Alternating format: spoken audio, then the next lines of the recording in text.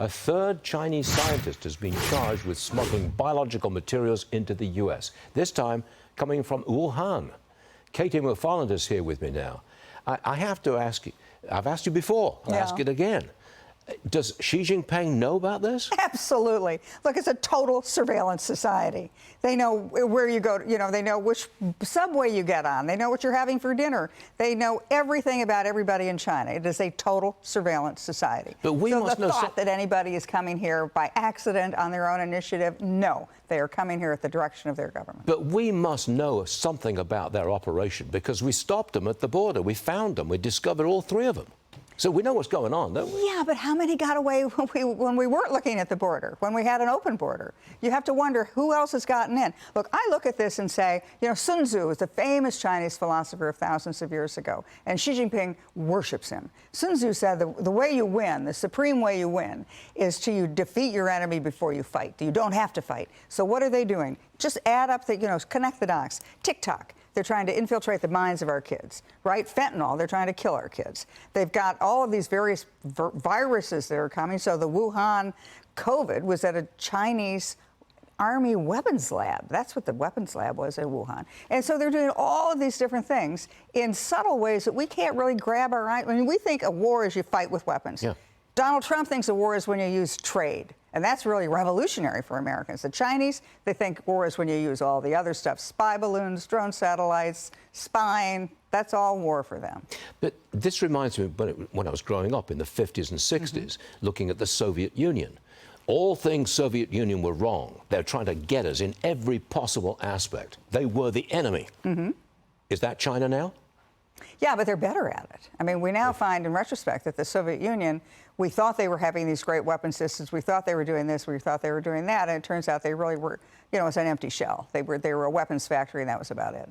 China, on the other hand, is an economic competitor. It's a peer competitor, not just in weapon systems, but in technology and in trade and all the other things. So that's why it's a far more serious adversary than we had during the Cold War. And now they're competing seriously militarily. Yes. They've got a new aircraft carrier, I think, that's doing exercises just south of Japan. That's meant to wrest control of the Pacific away from the United States. Are they going that far? They want us out of the Western Pacific, and they want us back to Hawaii, maybe even back to San Francisco, because we protect trade in the entire region. So one of the reasons China's so crazy for Taiwan, not just because of the ethnic Chinese history stuff, not just because of the microprocessors, but because of the strategic situation of Taiwan. If you have if you control the military in Taiwan, if China has Taiwan as a military, then they control the entire region. Japan, Korea, Philippines, Indonesia. Then China projects power in the whole Western Pacific. I want you to listen to what Trump had to say about his call with Netanyahu. Roll that tape. How did your phone call go with Prime Minister Netanyahu? You just mentioned Iran. Did you discuss Iran? Did you discuss the Gaza war? Yeah, we discussed a lot of things, and it went very well, very smooth. We'll see what happens. We're trying to do something with a country we just spoke about, Iran. They are good negotiators, but they're tough. Sometimes they can be too tough. That's the problem. So we're trying to make a deal so that there's no destruction and death. And we've told them that, and I've told them that, and I hope that's the way it works out. Wait a second. There's nothing going on with Putin in Ukraine. He's still attacking. There's nothing going on in Iran. They're still wanting to refine their uranium.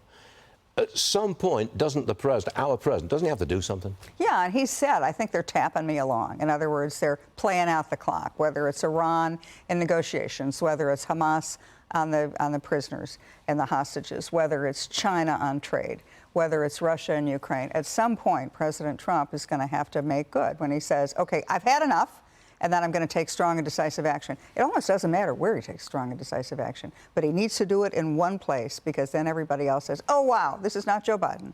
This is Donald Trump. He's serious. We can't tap him along any longer. So if he does something... I would do it in Iran. If I was advising him, I would say Iran is your best bet. But what would you do with Iran? Sanctions on Yeah, secondary sanctions. I mean, I would say to the mullahs, secondary sanctions, we are going to do what we did in the first term. We are going to just crush you economically, which we could do pretty quickly with secondary sanctions. We would also then encourage the Iranian people, who it's a large population, very savvy, young population. They don't love the mullahs. And every 10 years or so, they go to the streets and have a, insurrection. And the mullahs always put it down and Obama and Biden, they always sided with the mullahs. Don't side with the mullahs. Let the Iranian people take things into their own hands. And then look aside if Israel says, okay, time to go. We need to do something militarily. We don't need to do militarily, but they could do something militarily. It's fascinating. KT, thank you very much for joining us. Thank you.